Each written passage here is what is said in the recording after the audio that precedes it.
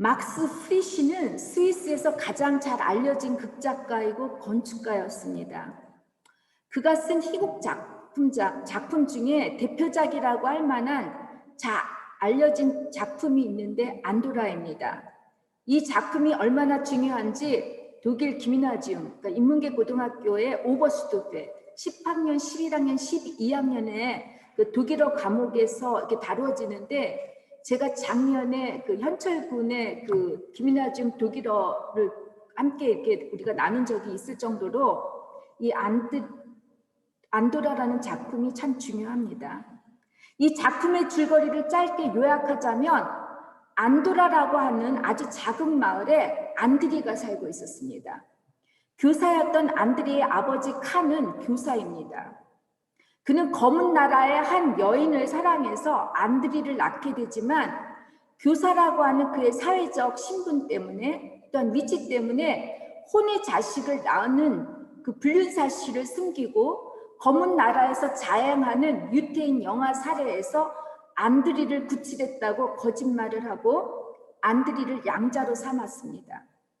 안드리는 친아버지의 이 비겁한 거짓 때문에 자신이 유대인인 줄 알고 안도라 사람들로부터 차별과 멸시를 받게 되는데도 대항하지를 못합니다.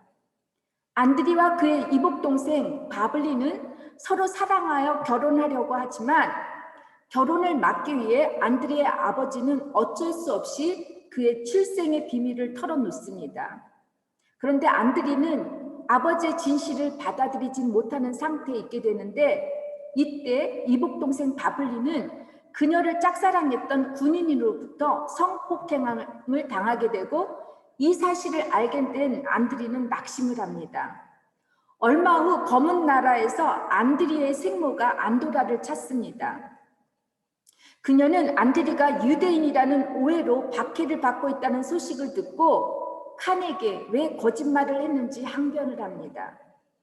안드리는 자기를 낳아준 어머니를 만나게 되지만 자신의 생모라는 것을 끝내 알지 못하게 됩니다. 안드리의 생모는 안드리를 다시 만날 것을 기약하며 그녀의 반지를 선물하고 그녀는 검은 나라로 떠나가려고 할 때 그녀가 유대인이라는 생각 때문에 안도라 사람들은 그녀를 돌로 쳐 죽입니다.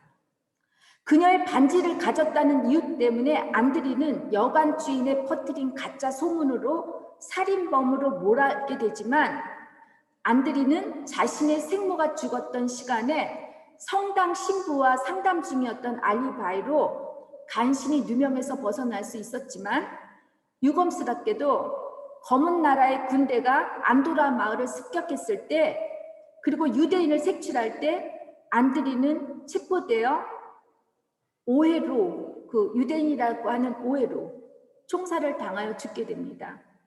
이 소식을 들은 아버지 칸은 학교 교실에서 목을 메어 자살을 하고 안드리의 이복동생 바블리는 머리카락이 잘린 채로 실성하듯이 알 수 없는 말을 중얼거리면서 안도라의 광장에 하얀 페인트를 칠하면서 막이 내립니다. 여러분, 한 사람의 비겁한 거짓과 집단적 고정관념과 편견 때문에 600만 명의 유대인들이 아우슈비츠나 다른 기타 집단 수용소에서 가스실에서 살해가 되었다는 것을 이 막스 프리시는 간접적으로 이렇게 비판을 합니다. 이런 고정관념과 편견 때문에 아직도 우리 주변에는 많은 사람들이 수없이 죽어나가고 있습니다.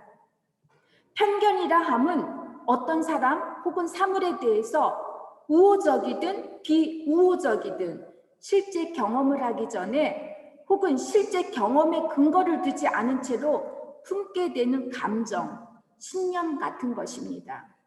예를 들면 유대인들은 돈만 알고 욕심 많은 민족이고 중국 사람은 지저분하고 흑인은 게으르고 일본 사람들은 겉과 속이 다르다라든 등 이런 집단적 편견들이 있다는 겁니다.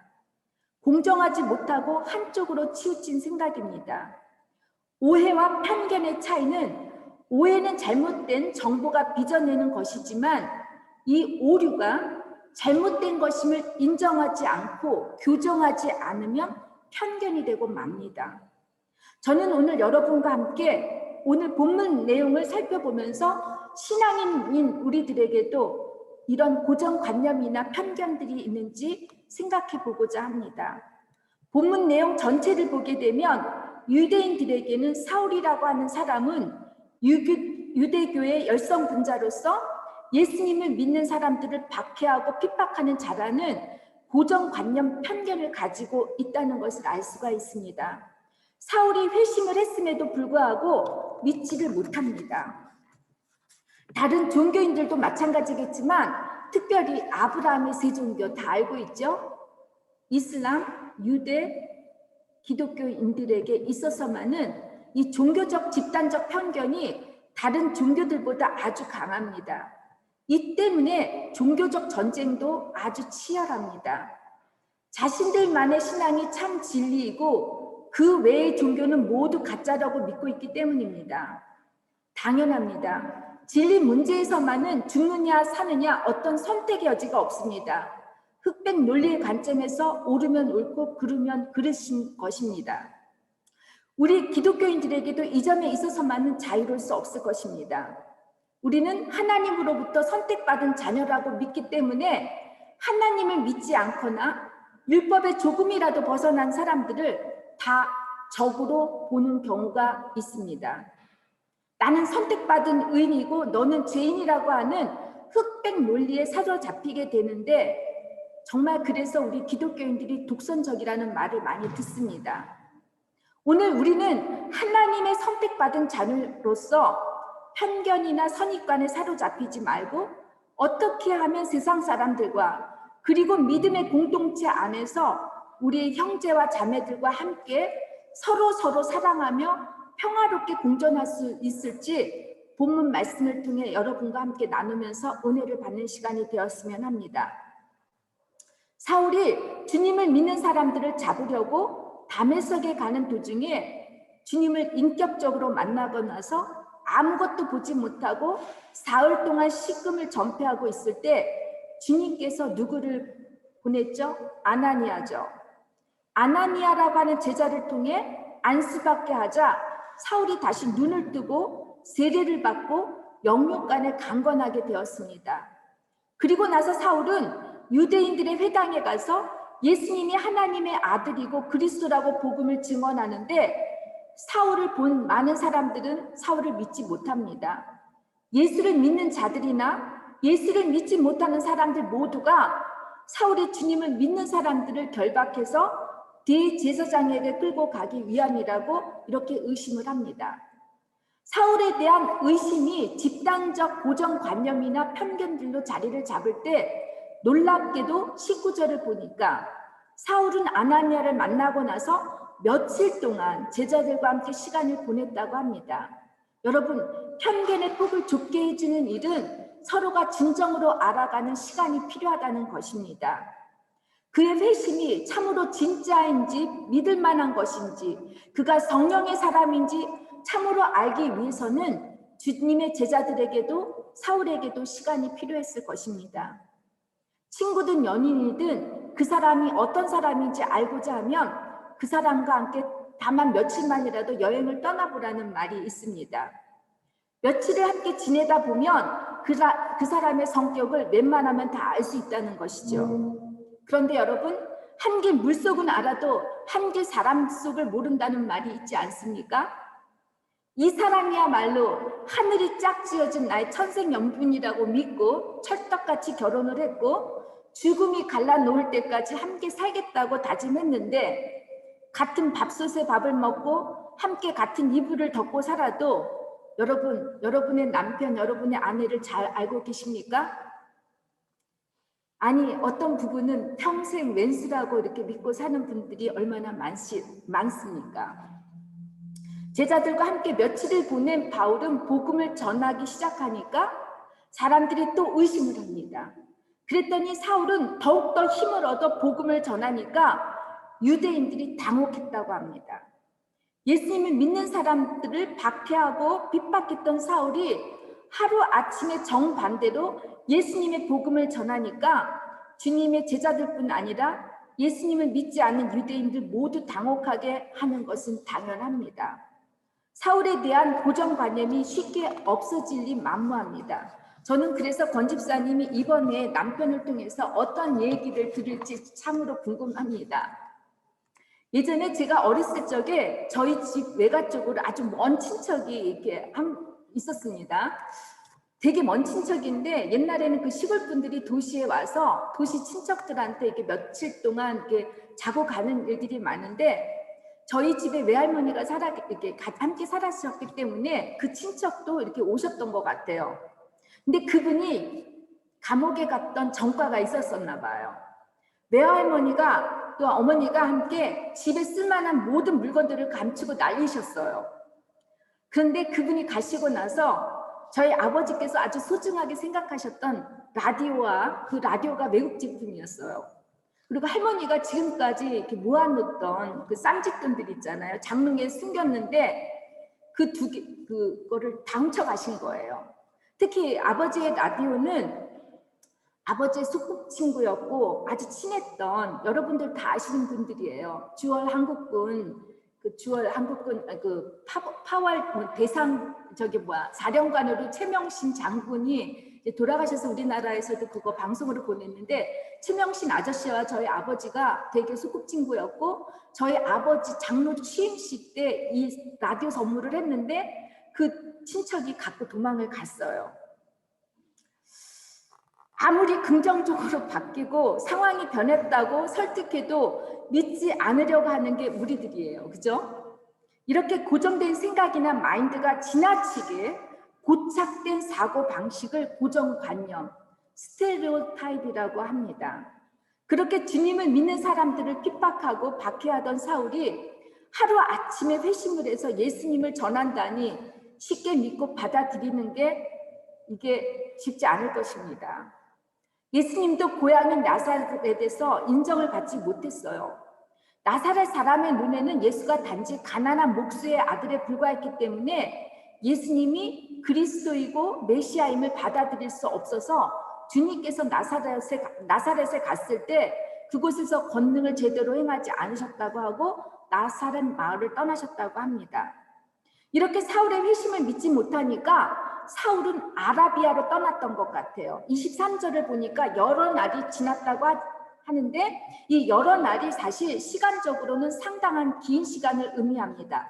갈라디아서 1장 16절에서 17절에 보면 사울이 사도가 된 내력을 설명하면서 다메섹에서 하나님을 인격적으로 만나고 나서 자신보다 먼저 된 사도된 자들을 만나기 위해 혈육과도 의논하지 않았고 예루살렘으로 먼저 가지 않았고 아라비아에 3년 있었다고 이렇게 고백을 합니다.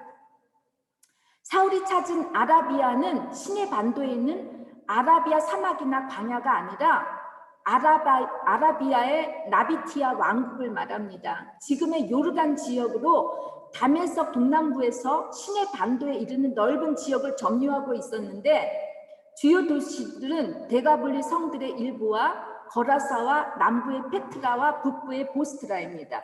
저는 이곳에 가봤습니다.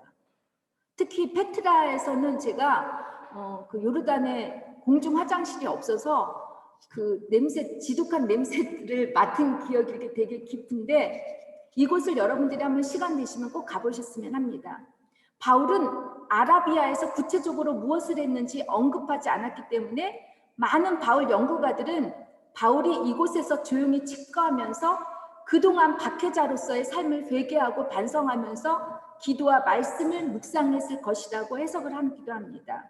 또 어떤 학자는 모세가 사역을 시작하기 전에 광야에서 40년을 보냈고 예수님은 40일을 광야에서 금식을 하였고 바울도 아라비아에서 보낸 3년은 본격적인 이방 선교를 위한 준비 기간으로 보는 분들도 있습니다. 그러나 누가 저자는 바울이 아라비아에 가서 복음을 전했다고 합니다. 그의 대상이 사울의 과거를 잘 알고 있었던 유대인들이 아니라 전혀 하나님을 알지 못하는 이방들이었다고 합니다. 여러분, 아라비아는 지리적으로 주변의 사막처럼 건조하고 험악한 산지가 많아서 동굴 무덤들이 참 많이 있습니다. 당시의 아라비아인들은 집보다는 무덤을 더 화려하게 꾸미는 이런 무덤 사업이 왕성했다고 합니다. 이런 문화에서 사도 바울이 살아계신 부활의 하나님을 증거하니까 무덤 사업을 하는 이들에게 좋아 보일 리 없겠죠. 이 때문에 고린도후서 본문에서 보면은 아레다 왕 4세가 그의 방백을 통해 사울을 잡으려 했다고 하고, 오늘 본문에서는 유대인들이 사울 죽이기를 공모했다는 것을 이렇게 종합해 보자면, 아라비아 지역을 통치하고 있었던 아라다 4세와 다메섹의 유대인들과 함께 사울을 죽이려고 공모했을 것으로 이렇게 저는 생각합니다. 그들이 사울을 잡으려고 밤낮으로 성문을 지켰답니다. 소망도 없는 죽음에 생명의 주님인 복음을 전해주지만 그곳에서도 자신들의 이권의 손해가 되니까 사울을 죽이려고 합니다. 여러분 때문에 복음은 이 세상에 돈 많고 건강하고 소위 잘 나가는 사람들한테는 먹히지가 않아요. 가난하고 마음이 가난하고 또 예수님 없이는 살 수 없는 하나님의 은혜가 필요한 간절한 사람들에게 그들에게 다가가는 것이고 그들의 마음을 오픈하게 만듭니다. 아마도 다메섹에서 사울의 전도를 받고 주님을 영접한 사람들, 사울의 제자들은 사울을 광주리에 담아 성벽을 탈출할 수 있도록 돕습니다. 누가 저자는 바울이 도망간 것이 아니라 제자들이 달아내렸다고, 광주리를 성 밖으로 달아내렸다고 합니다. 자신의 목숨이 잃을 것이 무서워서 또 두려워서 수치스럽게 도망간 것이 아니라 사울의 때가 아직 되지 않았기 때문에 주님께서는 제자들의 도움을 받게 하신 것입니다. 여기서 여러분 되게 제가 오늘 독일말로 오늘 설교를 너무 많이 해서 조심해야 되는데 광주리 스피리스라고 그래요. 헬라어로. 이 스피리스가 어디에 쓰였냐면 예수님께서 4,000명을 먹이신 그때 광주리, 빵을 담은 그 광주리가 이 단어랑 같이 쓰입니다. 4,000명의 굶주림을 살릴 생명의 떡을 담긴 광주리에 사울이 구사일생으로 그 안에 들어가서 살아났다는 것은 앞으로 바울이 다른 영혼의 생명을 살리는 도구가 되시게 하는, 빵이 되시게 하는 의미가 담겨 있다고 생각합니다. 이스라엘 민족을 애굽의 노예 생활로부터 구원시키기 위해 모세를 도구로 쓰시려고 나일강에서 어떻게 건지셨죠? 갈대아 상자, 그렇죠? 갈대아 상자를 통해, 그 갈대아 광주리를 통해 모세를 구해주신 것처럼 사울을 이방인들을 위한 복음 전하는 자로 쓰시기 위해 광주리를 통해 생명을 구해주셨다는 것입니다. 예수를 믿지 않는 디아스포라와 예루살렘 유대인들을 위해 주님의 12명의 사도가 필요했듯이 이방인을 위한 복음을 전하는 자로서 사울이 사도로서 부르심을 받았다고 한다면 아라비아의 잠깐 체류는 사울에게 첫 이방인 선교를 위한 훈련 장소였을 것이라고 보입니다. 이제 아나니아의 예언대로 사울의 고난이 시작됩니다. 요즘 우리가 하고 있는 큐티 말씀이 사무엘상입니다. 다윗이 왕이 되기까지 온갖 사울의 방해와 박해가 멈추지 않고 계속되지만 하나님께서 어떻게 하셨죠? 그때그때마다 다윗을 도와주시고 피할 길을 열어주시지 않습니까? 사울의 그 살해의 위험을 피하려고 유대 땅 곳곳을 돌아다니며 도망다니고 심지어 적국인 블레셋까지 도망다니면서 다윗은 왕으로서 지리적 수호뿐 아니라 백성들의 마음이 어떠한지 헤아릴 수 있는 하나님께서 훌륭한 왕이 될 수 있도록 훈련시키는 것이라고 봅니다. 만약에 하나님께서 사울을 금방 왕자에서 내려오게 하고 다윗을 곧바로 왕으로 오르게 하셨다면 다윗은 사울 왕과 별 다를 바 없이 악한 왕이 되었을 것입니다. 고난은 때문에 여러분 신앙적인 관점에서 볼 때 나를 하나님께서 사용할 도구로 만드시기 위한 훈련입니다. 고난의 시간을 빨리 단축하고 싶으면 여러분 빨리 여러분의 죄를 깨닫고 회개하고 하나님께서 기뻐하시는 사람으로 변하시기를 바랍니다. 3년 동안의 시간적, 공간적 거리감의 필요성은 사울을 위해서는 이방인 사역을 위한 훈련이었고, 예수님을 따르는 제자 모두에게는 그 사울에 대한 부정적 인상과 잘못된 편견들로 벗어날 수 있었던 시간이었습니다.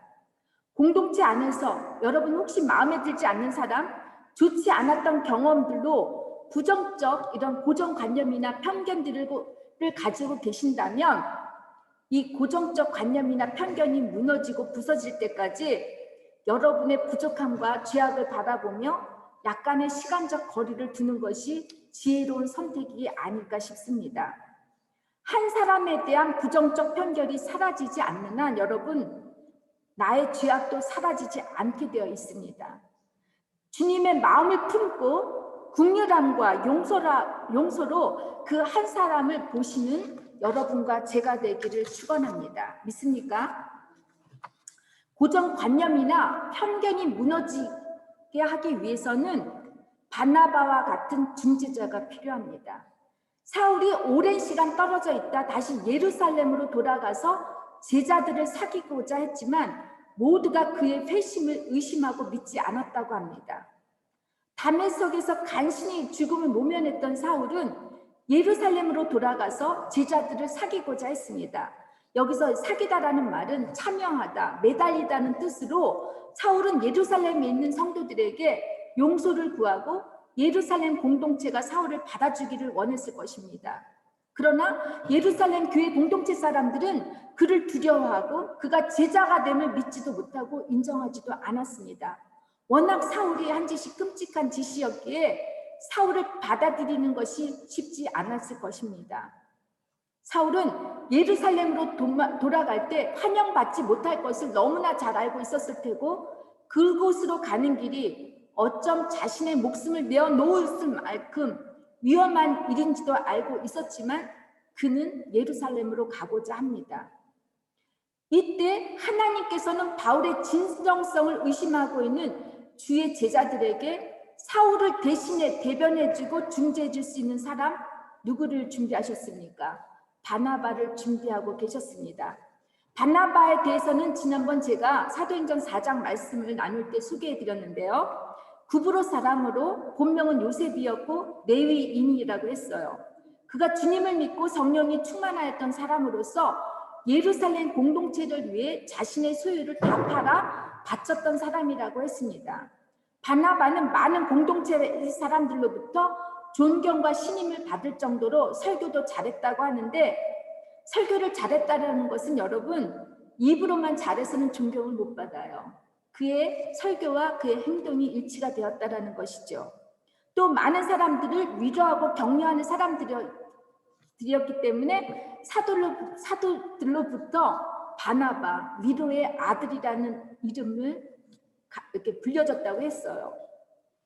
그가 어떻게 사울에 대해서 잘 알고 있었는지는 또 어떤 이유에서 그가 사울을 대변해 주었는지 본문 내용에서는 언급되지 않았습니다.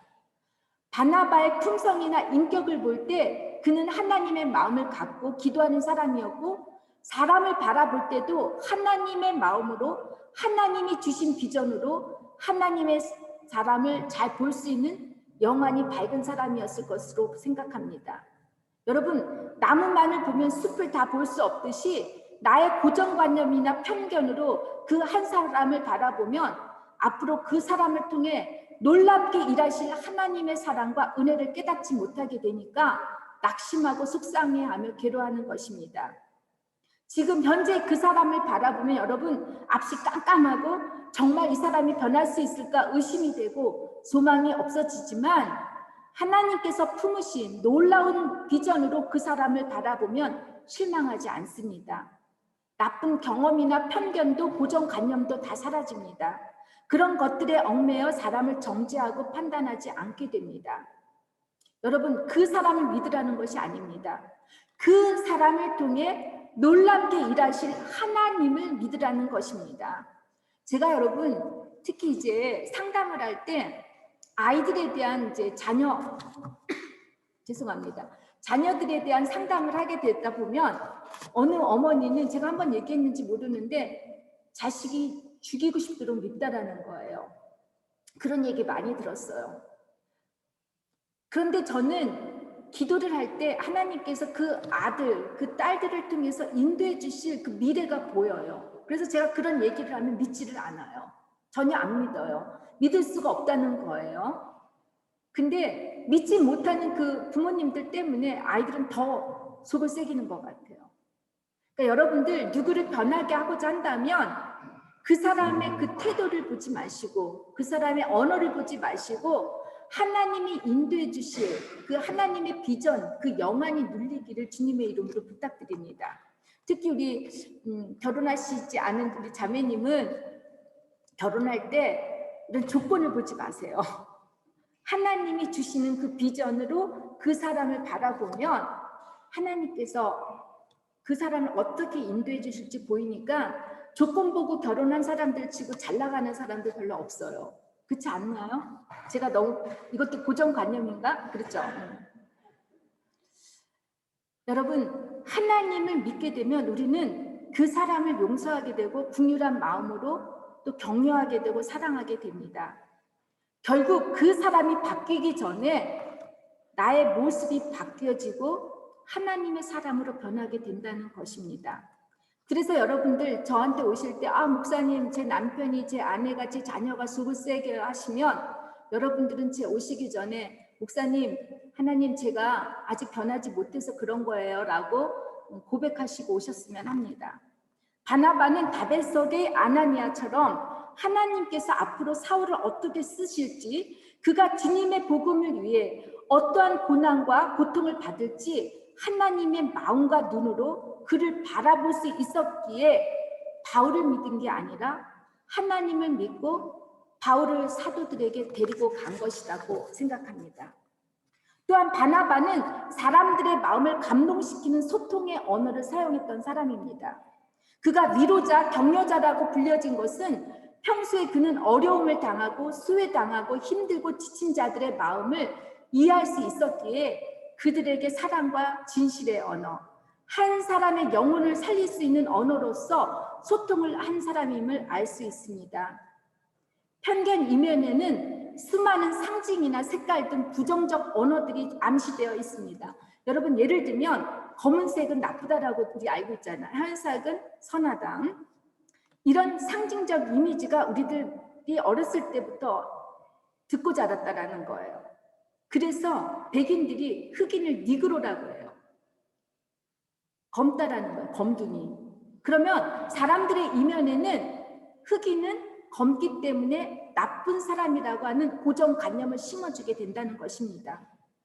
또 아직까지도 우리나라 한국 사회에서는 그 6.25 전쟁에 대한 좀 있으면 이제 6.25 전쟁의 기념이 다가오는데 이때 너무 집단적 트라우마를 앓게 되기 때문에 상처들이 많아요. 그래서 우리들 모두가 공산주의 하면 어떻게 하죠? 빨갱이라고 하는 그런 게 주입되어 있습니다. 여러분 이처럼 편견의 언어에는 늘 흑백 논리가 있게 되고 강한 감정을 불러일으킵니다. 보통 우리가 사용하는 언어들 중 긍정적 언어들보다는 부정적 언어를 사용하는 게 1.5배나 높다고 합니다.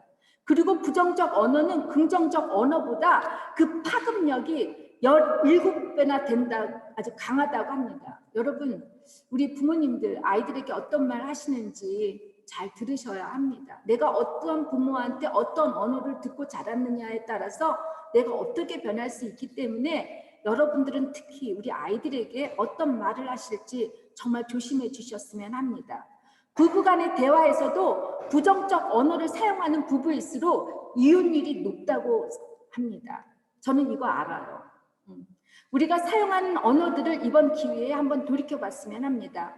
평소에 여러분이 어떤 단어들을 많이 사용하시는지 분명 여러분이 사용하는 단어들 안에는 여러분의 믿음이나 신앙의 상태의 수준이 담겨 있습니다. 예전에 제가 바벨탑의 언어와 성령의 언어에 대해서 언급한 적이 있죠. 바벨탑이 무너진 이유는 물론 인간의 교만 때문이었기도 하지만 하나님께서 인간의 소통을 막으셨습니다. 언어의 혼란 때문이었습니다. 모든 싸움에서 근본 이유나 한 공동체가 무너지는 이유 중 하나는 바로 언어의 혼란입니다. 몇 시간째 쪼르고 있어. 엄마는 것 같아. 시간이 네. 꺼주시기 바랍니다. 감사합니다. 자기가 하고픈 말을 여과 없이 다 쏟아내고 마음에 들지 않을 때 판단과 정저의 언어를 사용하게 되면 여러분 오해에 오해, 거짓에 거짓이 과장되어 부풀게 되어 있습니다. 바벨의 언어는 분열의 언어로서 모든 것을 파괴시키고 맙니다. 그런데 그 바벨의 언어는 여러분 다들 제가 한번 귓속말의 그 원망처럼 비밀이에요. 근데 비밀이 지켜집니까? 어디? 다 나타나죠. 그게 또 음지 같아가지고 곰팡이가 생겨요. 그렇게 되다 보면 곰팡이가 얼마나 우리 건강에 해롭습니까? 그러니까 여러분 절대로 공동체 안에서, 가족 안에서는 절대로 바벨의 언어를 사용하지 않으시기를 주님의 이름으로 부탁드립니다. 믿습니까? 그런데 오순절 성령의 강림절에 그 나타난 가장 커다란 변화는 언어였습니다. 각자 성령이 충만해서 하나님이 주시는 언어로 소통을 했습니다. 이처럼 성령이 충만해지고 하나님의 영안이 열리게 되면 소통의 대화가 변합니다. 여러분들 남편과 아내가 대화가 안 된다고 투덜거리지 마시면 합니다. 여러분이 하나님과의 대화가 잘 이루어지게 되면 남편과 아내, 자녀와의 대화도 잘 이루어지게 되어 있습니다. 소통의 대화는 기도를 통해 하나님의 말씀을 듣듯이 상대방의 마음을 들을 수 있어야 합니다. 영적 궁유람의 마음이 열려야 합니다. 서로가 다툼이 일어날 때 말하기보다는 듣는 쪽을 선택해 주시기 바랍니다. 여러분, 우리 하나님은 얼마나 인내가 많으셔서 우리의 모든 걸 다 듣고 계십니다. 그렇죠? 특히 우리가 힘들 때 원망이나 반한 거 다 듣고 계십니다. 무조건 듣는 수동적 태도가 아니라 하나님의 마음으로 진심으로 귀를 기울여야 합니다. 바나바는 마지막으로 화평케 하는 복된 하나님의 사람이었습니다. 주님께서 마태복음 5장 9절에 화평케 하는 자는 복이 있나니 그들이 하나님의 아들이라 일컬음을 받을 것이라고 하셨습니다. 여러분, 직업 중에 메디아토라는 직업이 있습니다. 다툼을 가지고 상대방이 이제 법정으로 가기 전에 두 사람과의 관계를 웬만하게 이렇게 화해시켜서 타협할 수 있도록 중재하는 역할을 하는 일입니다. 저도 이제 메디아토의 그 교육을 받았는데요.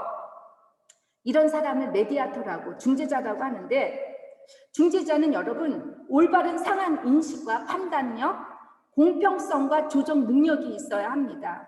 평소에 중재자의 말과 행동이, 그리고 신앙적 성품이 사람들에게 신뢰받을 만큼 검증이 되어 있는지 중요합니다.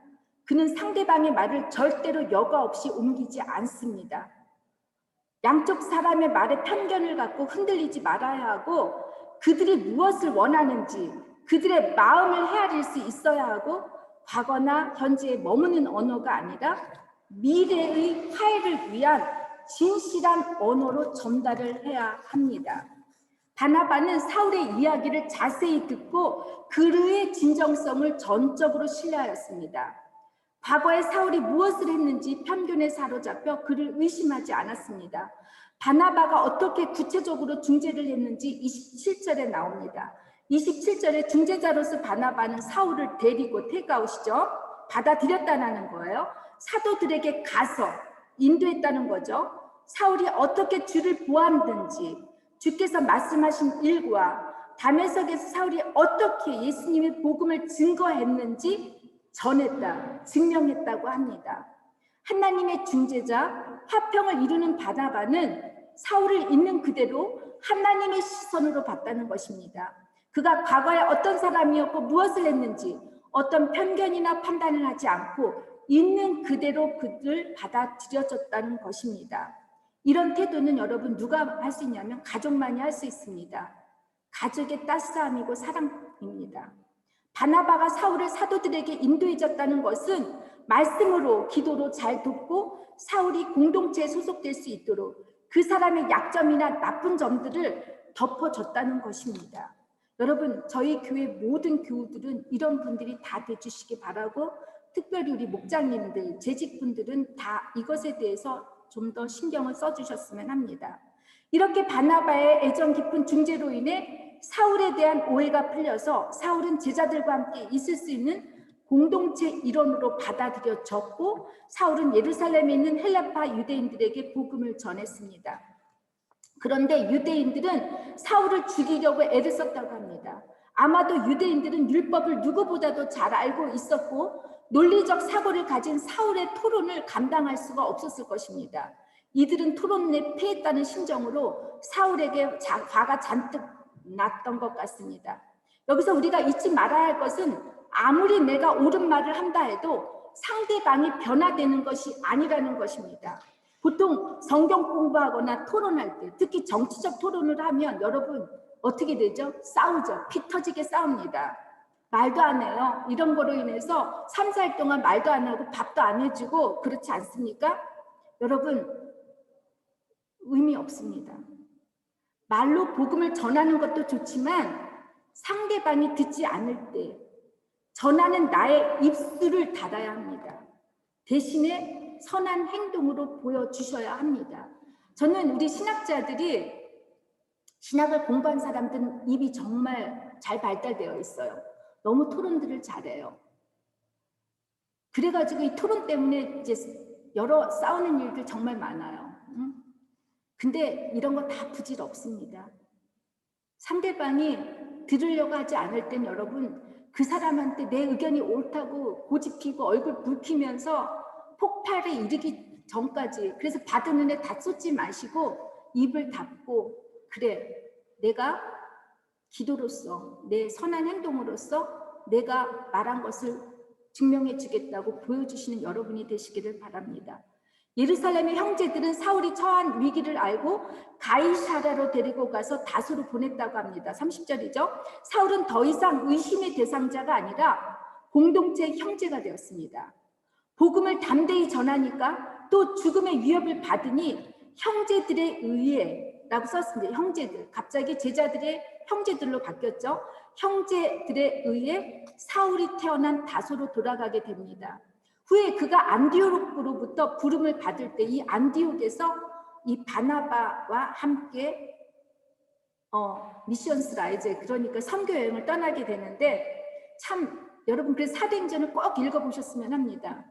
그래서 이 안디옥으로부터 부름을 받을 때까지 바울은 10년 동안 다소에, 그러니까 지금의 터키에 머물렀던 것이 성경학자들의 합치된 견해입니다.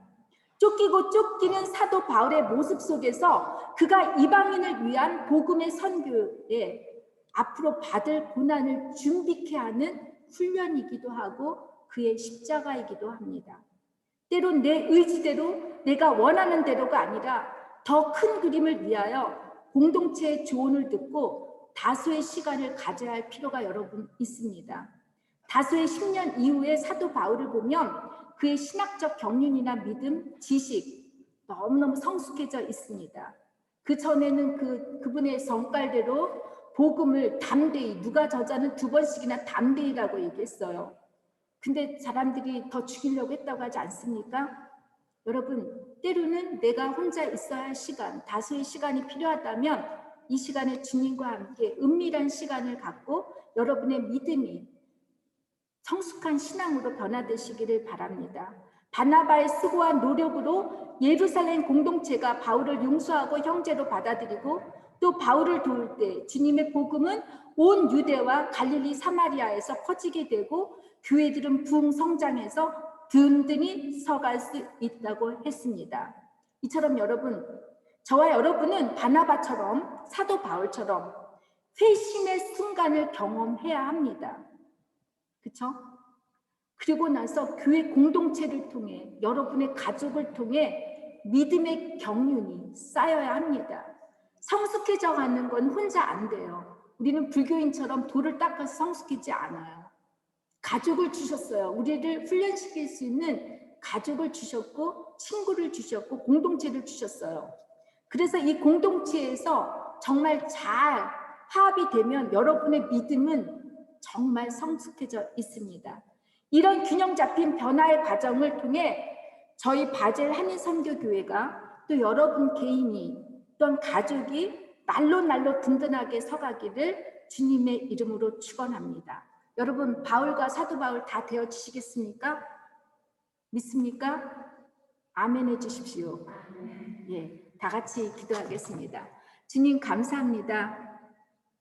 나 한 사람이야. 그것쯤 이렇게 우리는 생각할 때가 많지만 나 한 사람의 말과 행동이 얼마나 많은 사람들에게 영향을 미치는지 알 수 없습니다. 하나님 이 공동체 안에서 바나바와 같은 사도 바울과 같은 담대하고 또한 온유하고 겸손한 이런 사람들이 많이 나와서 하나님 저희 교회가 날로 발전하게 해주시고 우리들이 신앙적 성숙을 이뤄갈 수 있는 놀라운 역사가 일어나게 해주시옵소서. 예수님의 이름으로 기도드립니다. 아멘. 지금은 죄와 죽음에서 우리를 구원하시는 예수 그리스도의 은혜와 하늘과 땅을 지으시고 지금도 통치하시는 무한하신 하나님의 사랑과 성령의 감화와 감동하심과 교통하심이 이제로부터 영원히 함께 하시기를 간절히 축원하옵나이다. 아멘.